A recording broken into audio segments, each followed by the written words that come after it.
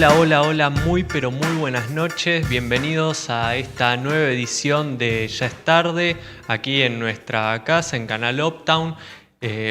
Tenemos, la verdad, un programa bastante interesante, semana cargadita desde el anterior miércoles, tuvimos todo el escándalo de Olivos, vamos a estar hablando de eso más tarde en el programa con nuestro equipo de lujo. Hoy está Agustina Etura, como siempre, desde Neuquén, nuestra panelista en este programa tan federal que intentamos tener. Diego María desde La Plata hoy no va a poder estar, pero lo vamos a tener ya de nuevo en el próximo programa. Vamos a tener como siempre esa sección que yo sé que la mayoría está esperando, que es la figurita de la semana. Vamos a hablar un poco de todo. Más que nada, como todos los medios, de la situación de Olivos. Hace unas horas se conoció mediante el Destape un video de lo que fue esa, yo no diría fiesta, un pequeño brindis con 10 personas más o menos en el cumpleaños de la primera dama el año pasado. Recordemos, estábamos en plena fase 1, un hecho horrible que no debería haber pasado. Se conocieron videos, además de las fotos que ya estaban. Videos, según denuncia el medio que lo publica, que estaban preparados por la oposición para presentarlos una semana antes de las elecciones. Esta es una actitud que ya nos sorprende, ¿no? Recordemos, por ejemplo, la elección del 2015, cuando unas semanas también, unos meses antes de las elecciones, La Nata muestra ese informe que todos recordamos, revelando que Aníbal Fernández, el entonces candidato a gobernador por la provincia de Buenos Aires, era la morsa, una persona relacionada con el tráfico de drogas. Esa información hace unos meses se ha descubierto que era totalmente falsa, pero bueno, en ese momento, al darse unos días antes de las elecciones, obviamente condicionó algunos votos, como digo siempre, o sea, yo no votaría un narcotraficante, ¿usted votaría un narcotraficante? Y es complicado, por lo cual este medio denunció que la oposición iba a presentar este video unos días antes de la campaña para condicionar el voto. Pero hablando de esta campaña electoral, y en este pequeño resumen que suelo hacer yo antes de pasar con nuestros invitados, hoy tenemos el placer de charlar con Natalia Saracho, quien es representante de los trabajadores de la economía popular, referente del Frente Patria Grande, y en unos meses diputada nacional por el Frente de Todos. Hablando de la campaña, como decía,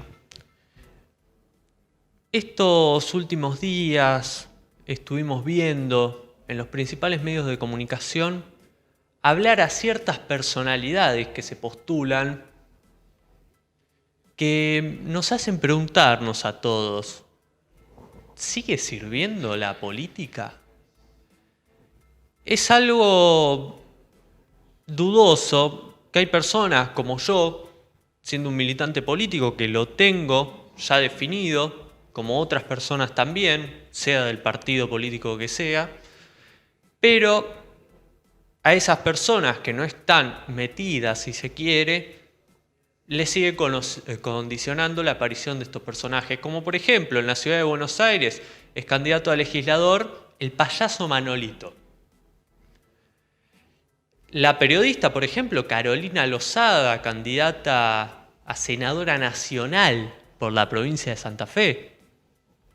Cintia Fernández. El otro día circuló un video de Cintia Fernández en la mesa de Mirta Legrand junto a Patricia Bullrich, y en el cual Juana Viale, conductora de este programa, le hacía una serie de preguntas a Patricia Bullrich y a Cintia Fernández, y Cintia Fernández lo único que hacía era repetir exactamente lo que decía Patricia Bullrich. Fue una de sus pocas apariciones políticas, ella es candidata, y digo, queden claro, yo no estoy en contra de que aquellos que no son militantes políticos de profesión, si se quiere, que vienen con cargos municipales, si se quiere, se postulen, pero me parece que a la hora de seleccionar quiénes deben postularse, los partidos políticos tienen que pensarlo un poco mejor, ¿no? Yo creo que hay personalidades mediáticas que tienen mucho potencial político,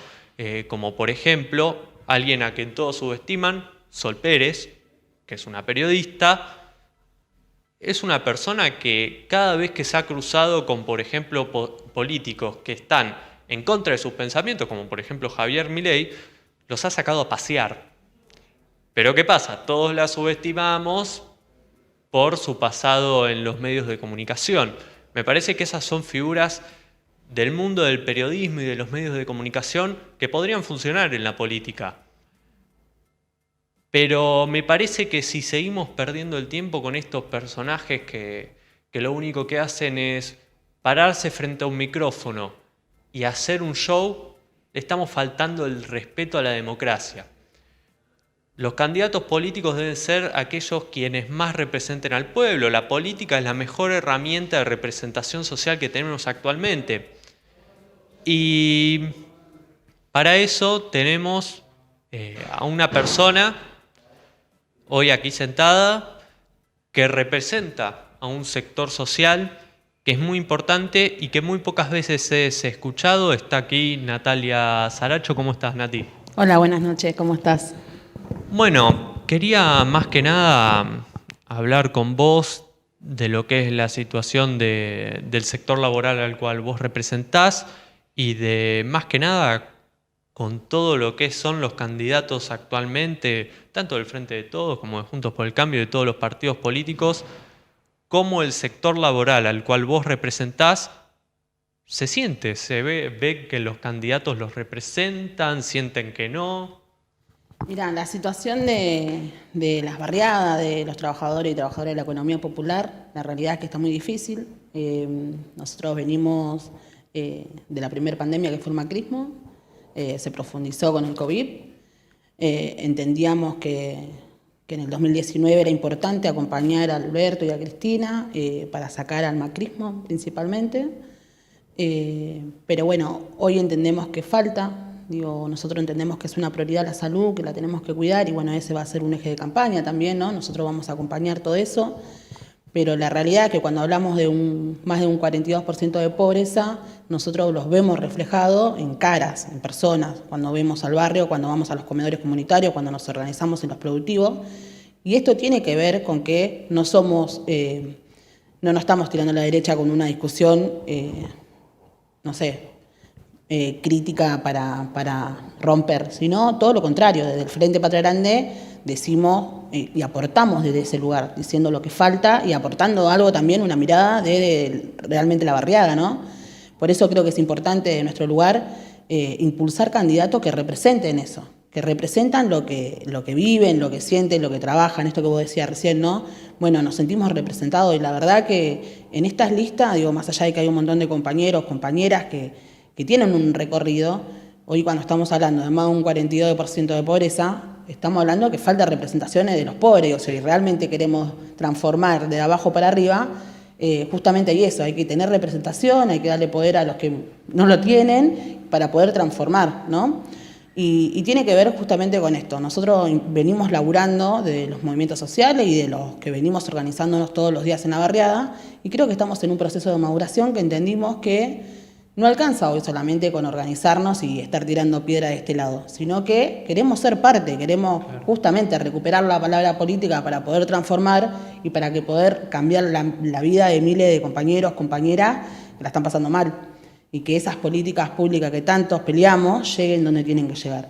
Y eso va a llegar claramente cuando se entienda que no solamente queremos ser parte, sino queremos estar en los lugares de decisiones, queremos una banca en el Congreso, queremos estar en los lugares de poder, no solamente para calentar una silla, sino que representamos algo, ¿no? Claro. Y defendemos un interés, y defendemos un sector, y creo que tiene que ver con eso. Bueno, hoy, ¿cómo está dividida la Cámara de Diputados? ¿Qué intereses defienden? Cuando nosotros planteamos alguna ley, bueno, ¿quién van a votar esas leyes? Yo creo que estas elecciones son fundamentales para justamente plantear eso. son importantes, es decir, que principalmente hay que ganar, porque después se van a discutir un montón de cosas que nos van a involucrar a todos y a todas, ¿no? Entonces creo que tenemos que discutir quiénes van a ser los que van a estar votando las leyes que nos van a cambiar la vida, o para bien o para mal, digo. Después las consecuencias las vivimos nosotras. En cuanto a eso que vos marcabas, recuerdo básicamente un movimiento muy amplio que hay ahora y que siempre existió, que es la antipolítica, que creo yo que se agudizó mucho en los 90 con el gobierno de Menem, pero no viene al caso. Un tema con la antipolítica bastante importante, porque incluso me acuerdo de una frase del jefe de bloque de diputados del Frente de Todo que dice: no nos podemos enojar con la política porque la política hoy en día es la mejor herramienta de representación social que tenemos y prácticamente la única. ¿Cómo ves vos esto? ¿Cómo vos sentís que la gente en serio ya le perdió totalmente la fe a la política o que cree que puede haber representación real?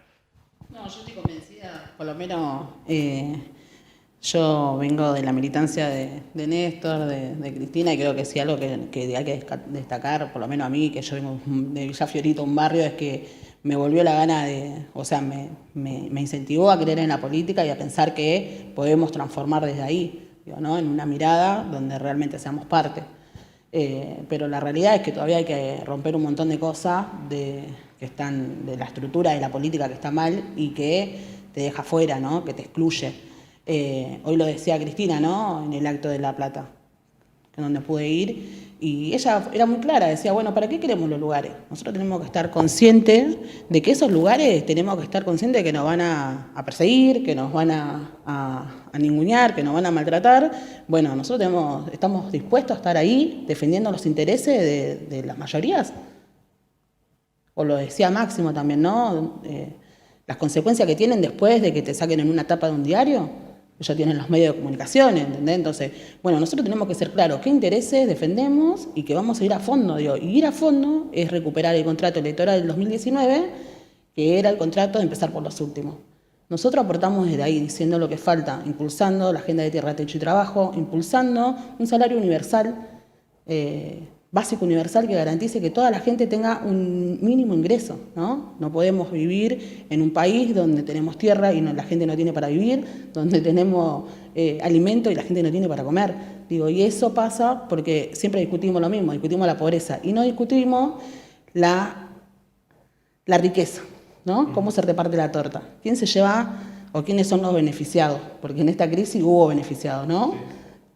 No vamos a salir igual, ¿salimos mejor o peor? Bueno, ¿cómo vamos a salir? Recién mencionabas el acto en La Plata, ¿cómo lo viste? Básicamente desde los medios de comunicación se analiza como una muestra de unidad, si se quiere, entre los distintos frentes del Frente de Todos. ¿Cómo lo viste vos y cómo se ve la unidad del Frente de Todos desde Patria Grande? No, yo estoy convencida que es el camino, que al neoliberalismo con distinta cara o distinto nombre no tenemos que volver más. Por lo menos eso es lo que expresa Cristina, Alberto, y yo lo veo muy, muy firme, muy sólido, y creo que tenemos que seguir apostando, que tenemos que seguir estos 2 años que tiene, profundizando las políticas, tomando decisiones que claramente va a haber sectores que no le va a gustar, pero bueno, tenemos que comernos ese costo, que era un poco lo que por lo menos yo entendía de por qué queríamos los lugares de las bancas para poder tener mayoría y para poder seguir avanzando en defensa de las mayorías, ¿no? Y tiene que ver con eso. Yo estoy muy convencida de que es el camino, de que tenemos que pensar en que el macrismo con distinta cara no tiene que volver más, la derecha no tiene que volver más. Creo que tenemos que tener memoria, pero bueno, nosotros desde el Frente Patria Grande también seguimos impulsando impulsando nuestra agenda de tierra, techo y trabajo, los programas que venimos laburando, impulsando también nuestros candidatos, nuestras candidatas, para poder sentir también que hay una representación de lo que nosotros expresamos, ¿no? De la juventud, del feminismo, de la economía popular, de los sectores más vulnerados. Y creo que ese aporte nosotros sumamos y aportamos también, ¿no? A algo que no solamente queremos ser aplaudidores y seguir la fila, sino Creo que aportamos más diciendo lo que falta y diciendo lo que está mal y diciendo, esto no es por acá, porque tenemos que tener una mirada crítica, porque si no nos va a pasar de que vamos a volver al 2015 a perder, ¿no? Recién mencionabas vos el no volver al neoliberalismo que sabemos y que se vio, como la mayoría de la gente vivió mal con ese gobierno. Después vino la pandemia y ahora se habla mucho, y particularmente lo veo yo, por ejemplo, en la provincia de Buenos Aires, en San Martín, donde estoy, que se empieza a reactivar la cosa, ¿no? Se ve a la gente yendo a comprar en los comercios, se ve cierta actividad. ¿Cómo lo ves vos? ¿Crees que estamos poco a poco saliendo de la pandemia o lo ves peor? Mira, yo creo que se hicieron cosas, creo que, bueno, tampoco podemos hacer un análisis porque vino la pandemia y claramente no tuvimos que ocuparnos de eso, ¿no? Pero creo que pudimos avanzar, o sea, con asistencia, qué sé yo, con lo del aporte solidario a las grandes fortunas, que solidario no tuvo nada, porque se lo tuvimos que sacar en la calle. Esa plata que se recaudó fueron destinadas a políticas concretas. Y yo creo que es eso lo que tenemos que recuperar, el poder planificar, ¿no? El poder pensar, bueno, ¿qué vamos a hacer estos años que faltan? ¿Cuántos barrios vamos a urbanizar? ¿Cuántos puestos de trabajo vamos a crear? Si nosotros tenemos que recuperar lo que nos enseñó el peronismo, que fue a poder planificar, para poder saber a dónde vamos, ¿no? El tener memoria, el poder saber a dónde vamos. Yo creo que eso es clave y creo que un poco perdimos eso. Por eso creo que es importante esto de saber, bueno, tenemos una propuesta de lo que es sanitaria, hacia dónde vamos, ¿no? Bueno, económicamente creo que todavía no, creo que eso nos falta y que tenemos que mejorar y que tenemos que garantizar que toda la gente tenga para comer. Sí. Digo, eso de un lado, porque la vacuna, está todo bien, vos con la vacuna te vacunás, estás feliz, estás contento que subís una historia, qué sé yo, pero 2 días la heladera está vacía y claro, ya se te va la emoción, ¿no? Está difícil la cosa en el barrio. O sea, nosotros, o sea, por lo menos yo lo que veo es que está difícil. De a poco vamos caminando, pero digo, tampoco podemos decir está todo bien porque no es así. Y sí tenemos que pensar en que nuestro sector, por lo menos, no se le puede exigir más. Ya venimos aguantando el macrismo, después la pandemia. Bueno, hoy nosotros necesitamos medidas concretas para el sector, puntualmente que votó el contrato electoral en el 2019, que era empezar por los últimos. La última pregunta que te hago yo, y ya dejo a nuestra panelista Agustina de Tura preguntar. Bueno, básicamente, ¿cómo ves esta reforma que se dio en el gabinete, particularmente en el Ministerio de Desarrollo Social, con la asunción, recordemos, de Juanchi Zabaleta? ¿Cómo ves todas las situaciones que ayudan a que se empiece a movilizar la economía popular y en esos sectores precarizados, más que nada durante la pandemia, que fueron los que más sufrieron? Mira, nosotros sobre Arroyo, bueno, venía haciendo un laburo. Nosotros tenemos una mirada distinta, ¿no? Nosotros todo lo que sea asistencia en lo urgente vamos a estar a favor, Sí. pero después nosotros tenemos una mirada del trabajo genuino de la economía popular, de poder reactivar, de poder pensar que cada uno tenga su propio ingreso, de pensar en la economía más, no sé cómo decirlo. Pero bueno, todas las medidas que se vinieron haciendo, en algunas podíamos tener alguna crítica de pensar, bueno, se podía hacer de otra forma, pero nada, todo a favor de pensar que todo lo que hagan a favor de los sectores populares está bien. Bueno, ahora vamos a ver el nuevo ministro que hace y nosotros vamos a estar ahí para, si falta algo, decirlo. Pero creo que es importante esto, tener en cuenta que nosotros como militantes territoriales no nos quedamos con un número y lo importante es que el gobierno no naturalice ese número de pobreza. Nosotros tenemos que tener en claro que ese número tiene que bajar y que tenemos que realmente ocuparnos de eso. Saludamos a nuestra panelista desde Neuquén, Agustina de Tura. Agus, ¿cómo estás? Hola, buenas noches, Natalia y Gian. Todo bien por acá.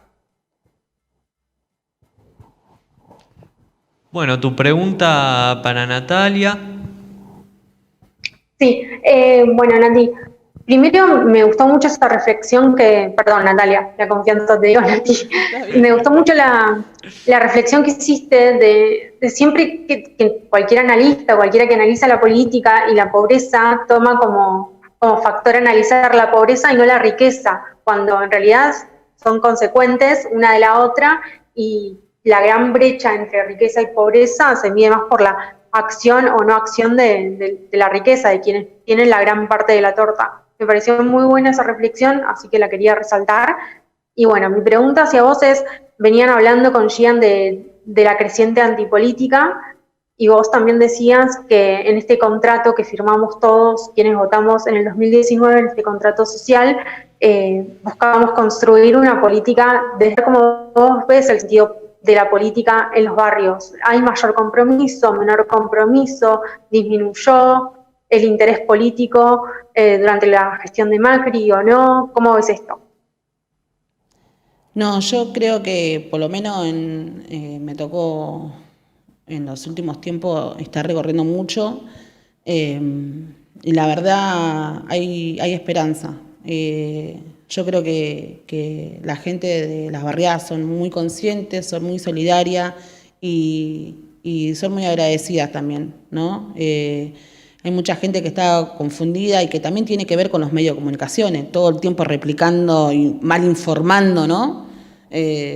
Haciendo ese juego, tiene que ver con eso, que después la gente que no está al día a día termina replicando eso por nada, por no conocer o porque todo el tiempo, ¿viste? Te meten. Pero creo que la mayoría de los compañeros, compañeras de los barrios están más interesados en la política. Y creo que tenemos que romper un poco eso, ¿no? Me pasa a mí, yo discuto mucho con mis compañeras de mi lugar de trabajo. Está muy mal vista la política en el barrio, ¿no? De si te relacionabas o militabas, no, ya enseguida se quiere acomodar o esto o lo otro. Y la realidad es que nosotros tenemos que dar una discusión porque eso es lo que ellos quieren que nosotros creamos, ¿no? Que nosotros no nacemos para discutir política, que nosotros no servimos para estar en la política o para poder pensar en la política, ¿no?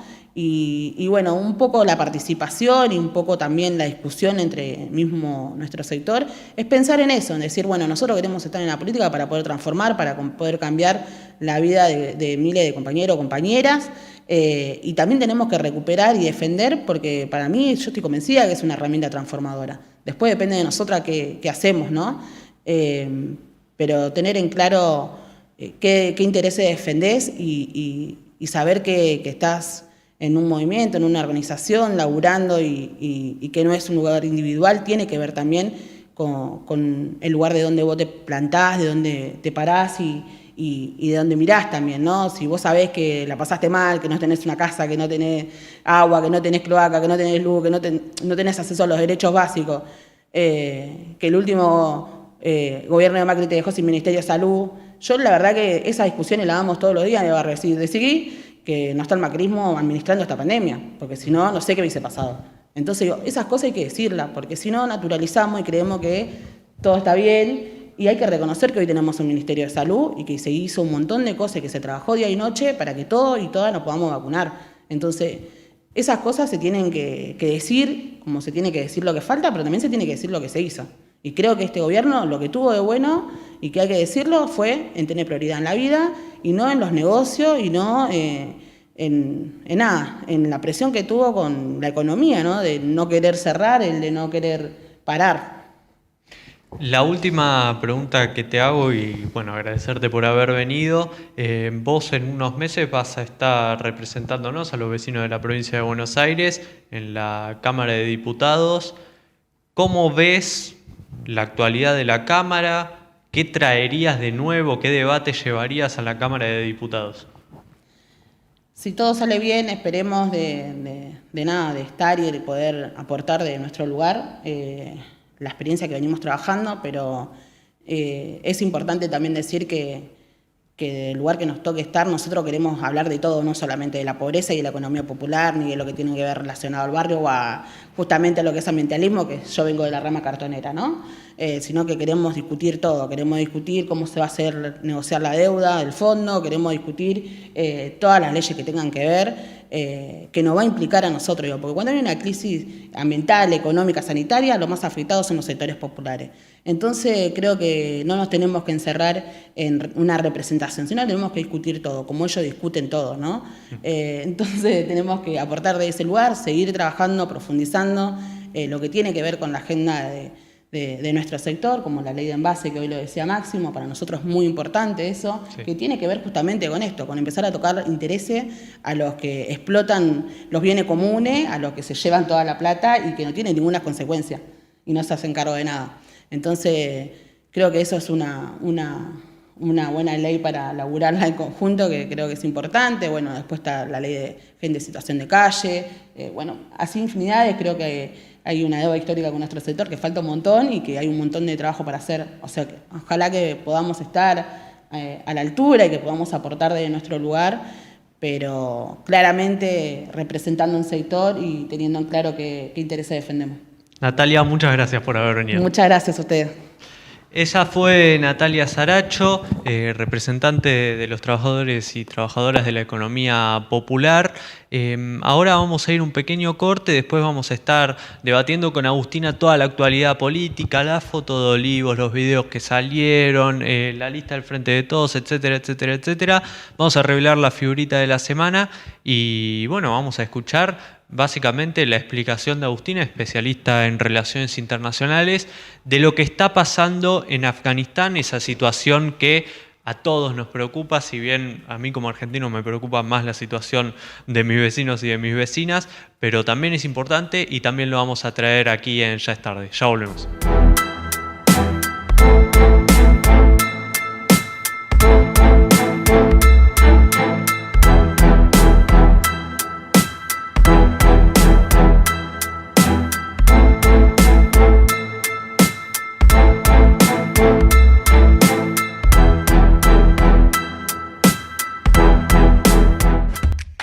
¿Estás pensando en vender tu casa y no sabes cómo lograr enamorar a quien vaya a verla? En Interiorismo Inmobiliario te presentamos el Home Staging. Nosotros mejoramos la apariencia y presentación de tu hogar, para que quien entre a verla desee comprarla. Nos podés contactar al 11 44 34 77 36 o entrar a interiorismoinmobiliario.com para conocer todos los detalles. No esperes más. Interiorismo Inmobiliario, la solución para tu propiedad. Cuando recién veía las manos. Todos los artículos compañeros que el pueblo necesita los encontrás en Todo Kirchnerista. Vasos, copas, tablas para el asado y mucho más. Todo con la identidad de Néstor y Cristina. Nos encontrás en Instagram como @todokirchnerista o nos contactás al 11 49 89 95 04. Todo Kirchnerista, vos sabés que sí.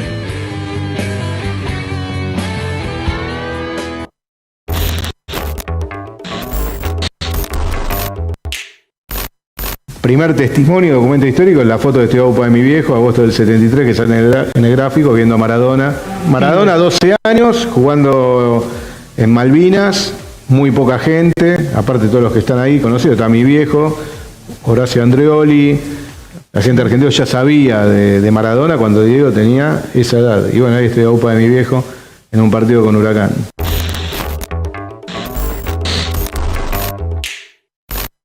En Tigre, al volante, alcohol cero. ¿Escuchaste bien? Cero. Es simple. Si vas a tomar, no manejes. Usa un remis, taxi, colectivo, tren o lo que quieras. Ahora, si querés o tenés que manejar, no tomes alcohol. Tu vida y la de los demás está en tus manos. Maneja con cuidado y llega a destino. Tigre Municipio.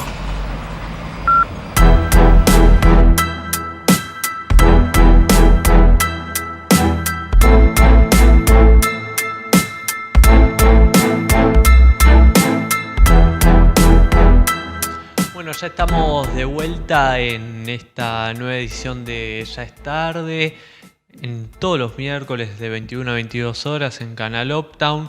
Les recuerdo como siempre que si se perdieron alguna edición de Ya es tarde la pueden encontrar en el canal de YouTube de Uptown. donde pueden ver todo, la entrevista con el expresidente de Colombia, Ernesto Samper, la entrevista con Hernán Lecher y con todos los invitados que hemos traído, el programa de hoy incluso también, con un excelente trabajo de nuestro operador Lucas, que siempre tiene la tarea de aguantarme, pobrecito. Pero bueno, ya estamos para charlar de todo lo que viene pasando en la semana política. Vamos a charlar particularmente del acto de hoy, y el acto de ayer también en Avellaneda, muy importante, donde se vio a Cristina y Alberto juntos, Máximo, Axel, etc. Vamos a hablar de lo que pasó en Olivos. Para cerrar el programa vamos a traer a la mesa la situación de Afganistán, esa situación que está pendiente del mundo entero. Pero ahora vamos a arrancar charlando de lo que son las marchas que se vienen dando frente al Ministerio de Desarrollo Social. Recordemos, el Ministro de Desarrollo Social, una persona que asume hace una semana. Recién estaba charlando con el jefe de gabinete del Ministerio de Desarrollo Social, quien es vecino de San Martín, y él prácticamente lo que me decía es que recién llegamos, recién nos acabamos de sentar. Estamos tratando de darle continuidad a toda esa gestión que viene teniendo Daniel Arroyo, ayudando a los trabajadores en la pandemia. Vamos a intentar generar mejores situaciones también y tratar de volver a estabilizarnos un poco. Pero bueno, hoy vimos en plena 9 de julio, cortando el Metrobús, cortando todo, una cantidad inmensa de personas. Yo siempre digo, a mí no me molestan las movilizaciones. Si tenés que moverte 10 cuadras con el auto para llegar a tu laburo, hacelo. Esos chabones están pidiendo por el pan de cada día, me parece más importante. Ahora lo que me parece es que seguimos en pandemia. Si bien viene una campaña de vacunación muy buena en nuestro país, si bien estamos poco a poco volviendo a la normalidad, pero seguimos en una pandemia. Y no podemos permitir que se genere esa aglomeración de personas en plena capital, donde puede pasar cualquier cosa, porque la mayoría de ellos sin barbijo, etc. Teniendo en cuenta eso y trayendo a la mesa, bueno, lo que me decía el jefe de gabinete del ministerio, y es que nosotros nos sentamos, ya les aclaremos que nos vamos a sentar a hablar con ellos, que vamos a intentar resolver su situación. Y lo que me pregunto es, teniendo en cuenta esto, ¿por qué se arriesgan a tantos compañeros y compañeras juntándolos en una marcha en plena pandemia, donde uno tiene COVID y explota toda capital más o menos, porque eran no sé cuántos miles de personas? Es complicado, no sé vos, Agus, si pudiste ver algo de la situación, cómo lo ves desde allá. Y también te quiero preguntar cómo van con la situación del COVID allá en Neuquén. Bueno, con respecto a las movilizaciones que vos mencionabas, sí pude ver, obviamente estuve al tanto del tema, pero creo que bueno, hay varios factores que vos analizabas, ¿no? La renovación del gabinete, donde tienen recién una semana los nuevos integrantes, por lo tanto no podemos evaluar su gestión. Creo que las manifestaciones en este sentido funcionan más como presión a los nuevos actores que por un reclamo, bueno, obviamente que se suman a un reclamo de tiempo atrás, ¿no? Pero si queremos, es muy difícil analizar la cuestión de la manifestación en torno a los cuidados de la pandemia, porque creo que acá sí entra un factor que vamos a debatir más adelante, que es el tema de la foto. Cuando la figura presidencial rompe con la normativa que firmó, ya se deslegitima totalmente todo el discurso desde el presidente a la ciudadanía, y la ciudadanía dice, es como que ya no lo toma en cuenta esa variable, que como vos bien mencionabas, por más que no se tenga en cuenta, sigue existiendo, la variable COVID sigue existiendo, la pandemia sigue existiendo y el riesgo de contagio, por lo tanto, sigue existiendo.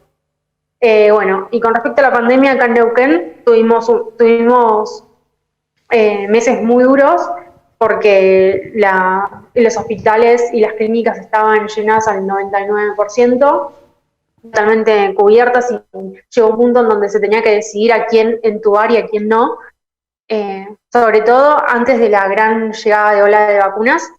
Y esto que refleja, en definitiva, no solo en la provincia de Neuquén, sino creo que en Argentina en general, que hubo una gran desfinanciación hacia la sanidad pública, hacia la salud pública, por parte también de los gobiernos provinciales, ¿no?, que son los que tienen que llevar a cabo esta tarea. Y la pandemia puso en evidencia eso. Acá en Neuquén quedó muy en evidencia el desfinanciamiento de la sanidad pública, y ahora también se está viendo el desfinanciamiento de la educación pública, porque los y las alumnas estudiantes tienen que volver a las escuelas, y vemos que las escuelas acá en esta provincia no están preparadas. O sea que sí, la pandemia reflejó mucho la ausencia del Estado, de ciertos estados, en este caso los estados provinciales, en cuanto a la gestión de lo público. Es muy complicado, ¿no? Cómo se viene dando la situación de la pandemia, porque deja también, recordemos, en una encrucijada del gobierno de ¿qué hago, no? Yo la verdad es que lo dije desde el principio de la pandemia, no quiero estar en los pies de ninguno de los que forman parte del gabinete nacional ni de los gabinetes provinciales. Se tienen que tomar decisiones muy complicadas, como por ejemplo la vuelta a presencialidad en ciertas cosas. Por ejemplo, en Capital van a volver eventos públicos con cantidad de gente masiva, si se quiere, a los estadios, etcétera, con barbijo, pero bueno.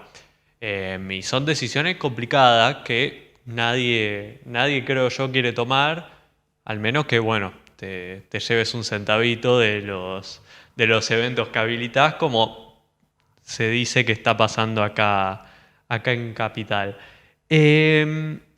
Ahora, ¿no? Con todo esto, la situación de las marchas, del gabinete, vamos a charlar un poco más de lo legislativo, de la campaña.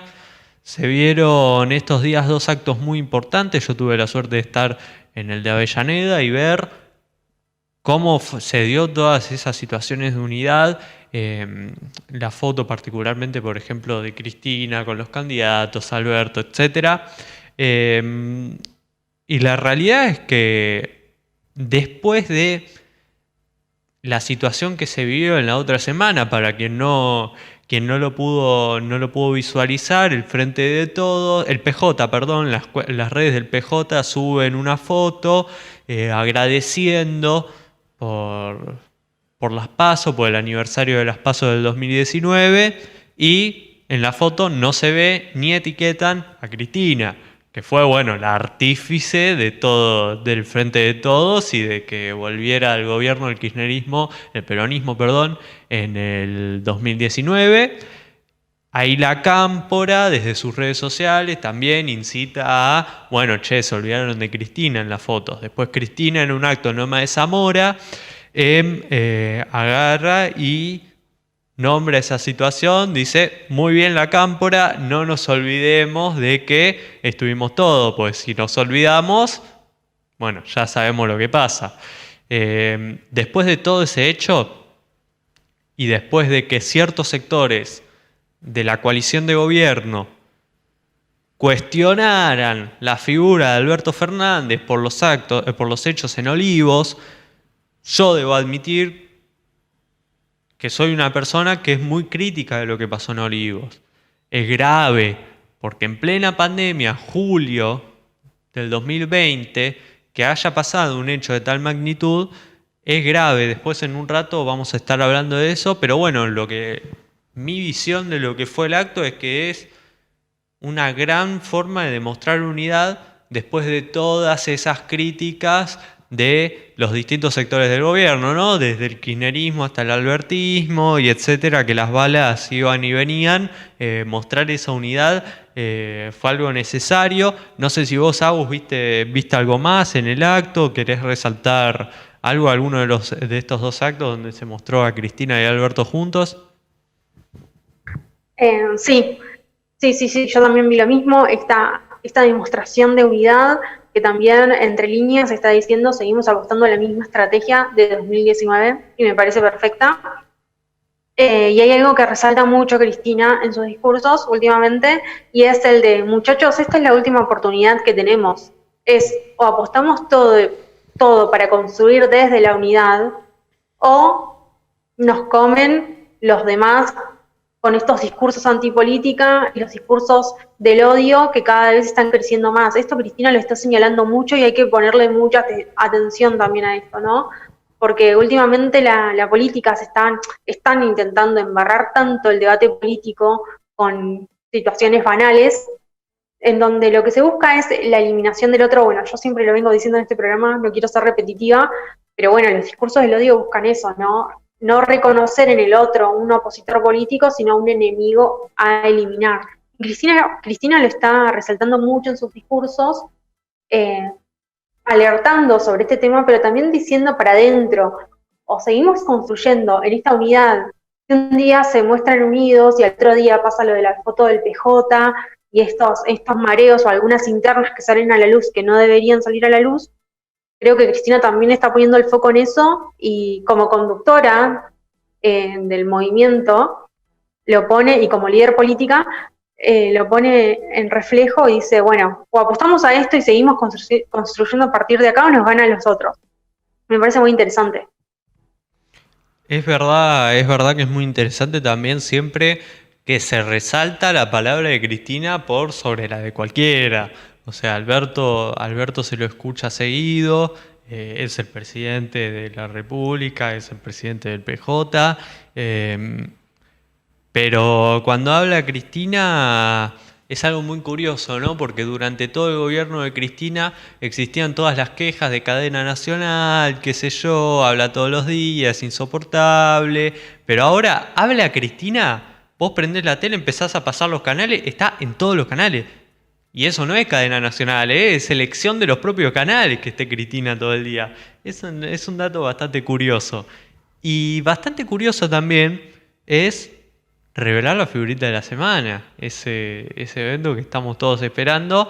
Pero antes quiero aclarar que si bien todos entendemos para dónde va la figurita de la semana, es un hecho bastante extraño. Porque acá y desde ya es tarde, particularmente mi visión, es, no digo soltarle la mano a aquellos que venimos militando en este gobierno al presidente, sino tener un análisis crítico, ¿no? Él mismo, en el 10 de diciembre de 2019, nos pide a todos los argentinos y argentinas, más allá de sus militantes o no sus militantes, que si vemos algo, se lo digamos. Y lo que pasó en Olivos fue algo muy interesante, porque es fuerte decirlo así, pero el presidente nos mintió. Él dijo en su momento que teníamos que estar en aislamiento social preventivo y obligatorio. Hace unos días, cuando sale esa, creo que era una selfie, la primera foto, aclara que no fue de ese entonces, que en Olivos solo hubo reuniones de trabajo. Y bueno, después cuando sale la foto que ya todos recordamos, y bueno, sale también la planilla de entrada y salida a Olivos, ya era indefendible esa postura. Pero nada, también ciertos sectores con cargos del gobierno salieron a repudiar el hecho, y el más crítico, creo yo, fue Sergio Berni, ministro de Seguridad de la provincia de Buenos Aires, quien hasta realizó una carta, la carta en la cual finalizaba con algo que yo comparto, y es que si vos sos el presidente de un país y si vos estás en la cúpula del movimiento y del frente actual, a la última que tenés que mandar al frente es a tu compañera. Porque como se interpretó, todo el mundo interpretó lo que dijo Alberto Fernández, esa pedida de disculpas donde dice: mi querida Fabiola organizó un brindis, todos interpretamos que se lavó las manos. Y también después, todos los que estuvieron en esa reunión por pedido de Alberto Fernández se presentaron ante la justicia, menos él obviamente porque es el presidente, Ante esto reacciona Sergio Berni y dice: vos no tenés que defender a todos, tenés que demostrar la lealtad y a la última que tenés que mandar al frente es a tu compañera. Porque si nos estás demostrando que podés mandar al frente a tu compañera, ¿qué nos queda a nosotros? Es un análisis bastante interesante que hace Sergio Berni. Como siempre, ser críticos, entender que es una situación que seguramente habrá pasado una vez. No, creo que son muy pocas las personas que creen que haya pasado más de una vez esta situación. Pero la figurita de la semana no es la foto de Olivos, sino que es Fabiola Yáñez. Particularmente esta foto que, si se interpreta como yo creo que es la situación, es un 0. Porque ella sube una foto en un acto haciendo este gesto que todos sabemos lo que significa, que no es casual, y claramente este gesto es para que los medios de comunicación y todos aquellos que vieran esa foto la interpreten de una manera. ¿Qué pasa? Yo creo que es un 0 si en realidad aquí lo que intenta Fabiola es una estrategia para que los medios de comunicación entiendan lo que ya sabemos que se entiende por esta foto, y es que ella se encuentra embarazada, para desviar la atención de lo que pasó en Olivos. Si es esa la situación, me parece que es un 0. Si, bueno, en realidad está embarazada, lo quiere comunicar mediante esta foto primero y después, bueno, hacer la aclaración correspondiente, está perfecto, obviamente, cada uno comunica esas cosas como quiere, pero si es una herramienta para tapar ciertas situaciones, para dar a entender que está embarazada, para que sean titular en los medios y que un poco se borre la situación de Olivos, me parece que es un 0. Bueno, nada, quería saber, Agus, tu interpretación de todo esto, cómo ves particularmente la situación en Olivos, ¿no? Porque dentro del análisis hay 1000 millones de análisis, tanto de la oposición como de los que integran el Frente de Todos. Yo creo que si nos ponemos a analizar todo eso vamos a estar acá horas. Pero nada, ¿cómo ves vos particularmente tu situación y cómo reaccionaste al ver esa foto, no? Creo que mi reacción fue, como la mayoría de los argentinos y las argentinas, que fue indignación, ¿no? No puede ser esa foto, o sea, no tiene un equipo que advierta que eso no, porque estamos hablando del presidente, de la figura presidencial, pero atrás lo rodea todo un equipo de asesores que podría haber evitado eso, pero bueno, pasó y, como te decía, funciona como deslegitimador de todo un discurso que se venía construyendo desde el año pasado. Y cuando sabemos que los medios opositores están buscando cualquier manchita para ponerlo en la tapa de todos los diarios y abrir el debate y que el debate gire en torno a eso, es una situación totalmente evitable y no se pudo evitar. Entonces produce indignación. Pero por otro lado también está bueno que creo que esta foto, como bien decíamos en una entrevista, esta foto también estaban todos los medios atacando al gobierno por esta foto. Volvió Macri de Europa y lo primero que hizo fue hablar de esa foto y sirvió para poner en relieve que la oposición y la antigua gestión tienen una foto peor, como bien señalaban los compañeros de la Cámpora, que es la foto donde están todos sentados con el Fondo Monetario Internacional, negociando la deuda histórica que nos endeuda por 100 años. Bueno, esa foto y esa situación es mucho más indignante que la de Alberto Fernández. Totalmente. Y justamente fue Macri quien abrió la puerta a este debate y bueno, se pudo desviar por ahí. Pero sí, si analizo solamente la foto de Alberto Fernández, indignación, obviamente. Es muy importante esto que traes vos, ¿no? Porque nos indignamos tanto como para analizarlo una semana, pero en su momento los grandes medios de comunicación, cuando nos endeudamos con el Fondo Monetario Internacional, que iba a ser una deuda que, según la planteaba el gobierno de Macri, la iba a tener que pagar yo con mis impuestos, mis hijos con sus impuestos y mis nietos con sus impuestos. O sea, era una deuda a 100 años, que era una locura. Pero bueno, yo creo que ya hemos hablado bastante de la situación de Olivos, algo repudiable. También hay que hacer memoria. Yo lo que pido es que esta foto no sea un disparador para que nos olvidemos todo lo que hizo el Frente de Todos en esta cuarentena, en esta pandemia, durante la cuarentena también. Que no nos olvidemos de los candidatos que hay de un lado y de los candidatos que hay del otro. Que por ejemplo en la ciudad de Buenos Aires, de un lado está Leandro Santoro y del otro lado está María Eugenia Vidal, que hace unos años nada más estaba destruyendo nuestra provincia. Y que nada, que pensemos entre todos que cuál es la mejor opción real. No por el chisme, no basado en el chisme de Olivos o en la figura del presidente, porque el presidente no está jugando en esta elección. El presidente no es candidato, el presidente es el presidente. Acá nos estamos jugando lo que está en la Cámara de Diputados y en la Cámara de Senadores y bueno, en los distritos, los respectivos legisladores. Pero nada, me parece que hay que tenerlo en cuenta a la hora de indignarnos contra el gobierno, pero no a la hora de votar. Pasando ya al último tema, que nos quedan unos minutitos nada más.